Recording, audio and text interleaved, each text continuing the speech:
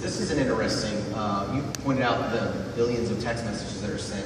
How are we using text messages systematically in our businesses? Lance, from a communication standpoint, we take our text messaging, and the way we've implemented it is whatever people want to communicate, that's the way we've addressed it. So if somebody, you know, the older generation, they tend to do email or phone calls, and then the younger ones want to be text message or even social media via Facebook. So that sense of urgency still is in place with the text messaging, and we've utilized it quite a bit, especially from the time that after the listing appointment goes on until the contract's closed on.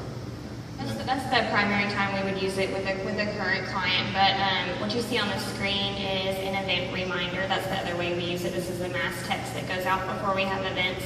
It's just a reminder. It's not currently part of our drip campaigns unless it's specifically requested, but like Lance said, it's so important to find what the best way to communicate with them is, and if that's text message, then schedule the time and do it. Does that kind of define when and how often you use text messaging? Have you ever run into that, you know, some people are offended by that, or, you know, it's a little too personal? Is that an issue, or do you just roll with it? Is text messaging become just kind of can't lose what you didn't have? Yeah. You get their expectations up front. Yeah. And we find out what way they like to communicate, and that's how we incorporate it. Text messaging is the primary way of communication. I mean, if most people don't even answer their phone if they don't know the person coming across, and then they get a text, they'll immediately engage in conversation. We recently hired an inbound lead coordinator to facilitate the entire administrative process of our 21 days of game. And it's unbelievable. The very first day that she really got it rocking and rolling, she was running around screaming in the office about, she's like, I got a text response, I got a text response. I mean, the very first day that she implemented it, because our agents, even though we had our process, you know, they were really just, they were making the phone calls. They weren't texting them, they weren't emailing them. But when she started systematically doing it, people started responding back. I mean, they're absolutely, these are people who called on a sign or texted on a sign who don't even know who we are. Phone calls, obviously, to get that internet lead on the phone. Can you elaborate a little bit of that on the Heyl team? I know that's a speed thing, and Lance has talked about that too.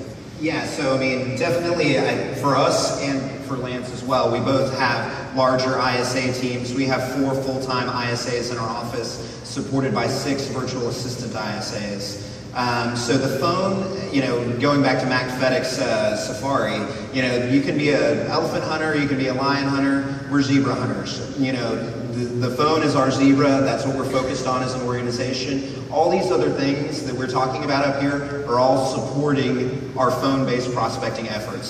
So for us, the phone is still and will be, and for a long time I feel, the king of the hill. Now, Ryan, you actually put your money where your mouth is, and it's the whole, I will call you, or on Monday or Tuesday, you can call me and fire us. Yeah. So talk a little bit about that, setting that kind of standard with agents, and how do you manage something like that? Yeah, just like on Tim's team, what was just said there in regards to everything else we do is to help facilitate that we want them on the phone. That's the main objective with everything we're doing. So we have the expectations set, and then what I found early on is we can say it, but until we create a system, it doesn't happen.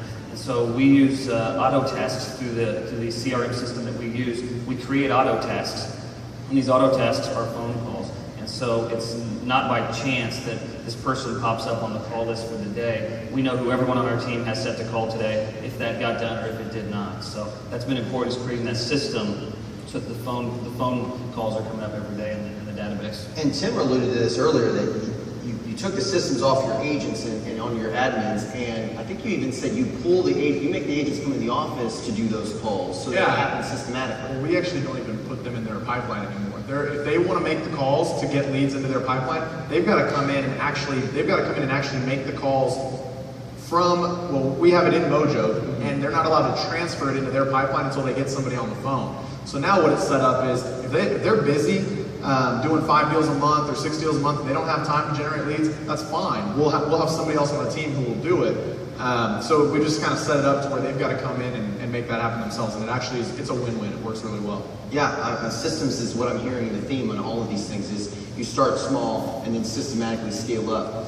Something I was just going to say real quick on the text thing. What's that deal called that Sarah uses? Yeah, so we now have virtual assistants that support our lead coordinator, and they use AirDroid that they can use from their computer to send a text message like it's coming from her phone. Very cool. So it's very systematic. Yeah, so they're on she the gets the computer response. just knocking these text messages out. And I don't think we have time to get into it, but there's even you are manually making things look like they're coming from Gmail. Yeah, oh yeah. To make that At personalization. gmail.com. Thank you, Mike Vernon. Yeah, that's a whole nother conversation. But is there anything So that we're moving? we really believe in a holistic approach. So I think that email, phone calls, text messages for clients, these are all important, and communicating with them in the way that they want to be communicated. So I don't think it's fair to say that email is dying because some people prefer email, and that's a great way, especially for leads, to stay top of mind, for people to remember you when you do make that phone call. Like you said, the goal for leads is to get them to call back, but if they don't know who we are and they're not getting our emails or our text messages, that doesn't do us very much good.